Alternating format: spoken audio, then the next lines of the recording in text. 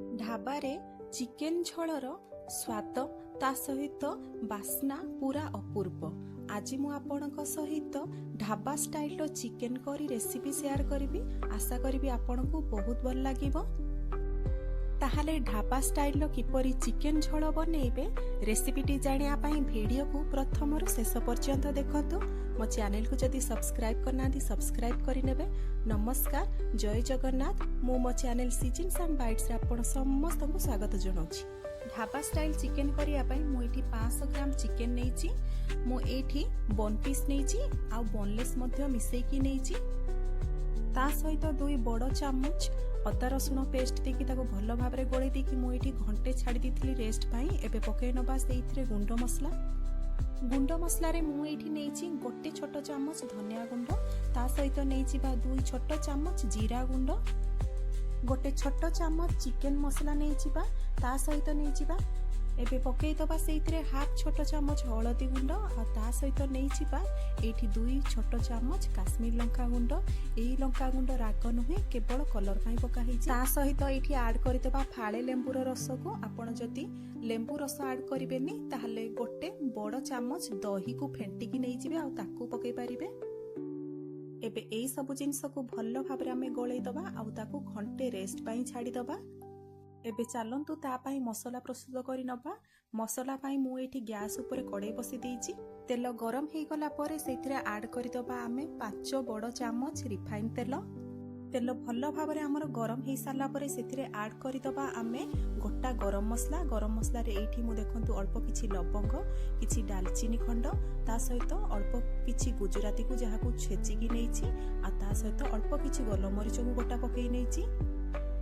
गोटा मसला हमर भल भाबरे फुटी साला परे मु एठी 4टी मीडियम साइज रो पियाज को टिक टिक काटिकी रखी देइथिले आ ताको पकई देइछि।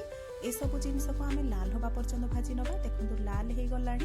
एबे 2 बड़ चामच हमें एथिरे अदा रसुण पेस्ट को ऐड करिबा। मने रखिथिबे पियाज को भल भाबरे लाल होबा पई देबे। तापरे जाईकी सेथिरे अदा रसुण पेस्ट ऐड करिबे। अदा रसुण पेस्ट को मु एठी 1 मिनिट भल भाबरे भाजी लेछि। एबे पकई नबा घरोई गुंड मसला रे मु एठी 2 छोट चामच पकई नेछि काश्मीर लंका गुंड, ता सहित अधा छोट चामच पकई नबा हळदी गुंड, ता सहित पकई नबा 2 छोट चामच जीरा गुंड, ता सहित पकई नबा आमे गोटे छोट चामच धनिया गुंड आ शेष रे पकई नबा गोटे छोट चामच चिकेन मसला पाउडर। एई सब मसला को हमें पूरा लो फ्लेम को आनिकी ताकू तेल न बाहरिबा पर्यंत भल भाबरे कसी नबा।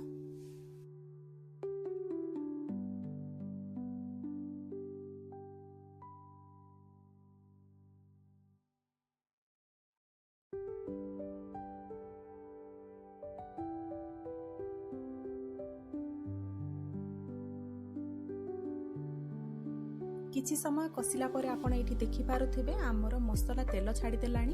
एबे सेइथिरे मु 2टी मीडियम साइज रो पाचिला टमाटो को काटिकी पकई नेछि।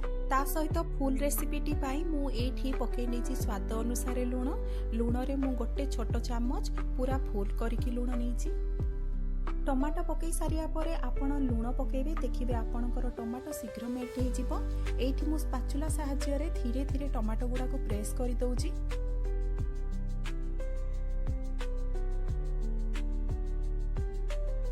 एबे पकई दबा सेइथिरे गोटे ग्लास गरम पानी को आपण आगरु गरम करि नेइथिबे। एबे एई मोमेंट रे आपण गोटे ग्लास गरम पानी को एठी ऐड करिवे आ ताकू भल्लो भाबरे गळै नेबे। एबे एई मसला को आमे ढांकुणी घडै दबा आ एठी आमे पूरा फ्लेम को लो करि दबा आ ताकू भल्लो भाबरे सिजिया पई दबा। ता सहित हमर मसला मते भल्लो भाबरे कसी होबा पई दबा। मझिरे आपण मसला को चेक करि नेबे जेमिति कि मसला तो एमिति कले आपण देखि पारिबे जे आपणकर मसला शीघ्र कसी हि जिवो। ता सहित सेइथरु तेल मते शीघ्र छाडिबो। एमिति आपण मसला को पूरा तेल छाड़िया पर्यंत कसी नेबे। देखंतु एठी मसला हमर पूरा परफेक्ट तेल छाडिलानी। एबे सेइथिरे आमे पके नबा आलू। मु एठी 5टी मीडियम साइज रो आलू को चोपा छोड़े की रखिथिली। ताको आमे भल्लो भाबरे धोई दबा आ सेइथिरे एबे आमे आलू को ऐड करि दबा। आपण चाहिले आलू रे चोपा रखि पारिबे, तार टेस्ट भी बहुत भलो आसी थाए। आलू को पके देकी आमे मैरिनेशन करी रखिथिबा चिकन को मध्ये सेइथिरे ऐड करि दबा। ତା ସହିତ ମନେ ରଖିଥିବେ ଆମର ଚିକେନ ବାଉଲରେ ଯୋଉ ବଳକା ପାଣିଟି ରହିଯିବ ମ୍ୟାରିନେସନ ସେଗୁଡାକ ଦେବେନି। ଏବେ ୟାକୁ ଭଲ ଭାବରେ ଆମେ ଗୋଳେଇ ଦବା। କିଛି ସମୟ ଆପଣ ଏମିତି 5 ରୁ 10 ମିନିଟ ଭଲ ଭାବରେ ତାକୁ ଢାଙ୍କୁଣି ନ ଦେଇକି ଭଲ ଭାବରେ କଷି ନେବେ। 5 ରୁ 10 ମିନିଟ ଆପଣ ଏଠି ଢାଙ୍କୁଣି ନ ଦେଇକି ଆପଣ କଷିବେ। ତାପରେ ସେଇଥିରେ ଢାଙ୍କୁଣି ଦେଇକି ଆପଣ ମଝିରେ ମଝିରେ ଖାଲି ଏପଟ ସେପଟ କରିବେ, ନହେଲେ ଢାଙ୍କୁଣି ଦେଇ ଦେଇକି କଷିବେ ଯେପର୍ଯ୍ୟନ୍ତ ଆମର ଚିକେନରୁ ଆଇଁଷ ପାଣି ସବୁ ବାହାରିନି ଆଉ ସେଇ ଆଇଁଷ ପାଣି ପୁରା ମରିଯାଇନି। ଆପଣ ଏଇପରି ଭାବରେ ଢାଙ୍କୁଣି ଦେବେ ଆଉ ତାକୁ ମଝିରେ ମଝିରେ କେବଳ ଏପଟ ସେପଟ କରି କରି କଷିବେ। ଏଇଠି ଆପଣ ଦେଖିପାରୁଥିବେ ଆମର ଚିକେନରୁ କେତେ ଆଇଁଷ ପାଣି ସବୁ ବାହାରିଛି। ଏଇ ଆଇଁଷ ପାଣି ମରିବା ପର୍ଯ୍ୟନ୍ତ ଆପଣ ଭଲ ଭାବରେ କଷି ନେବେ।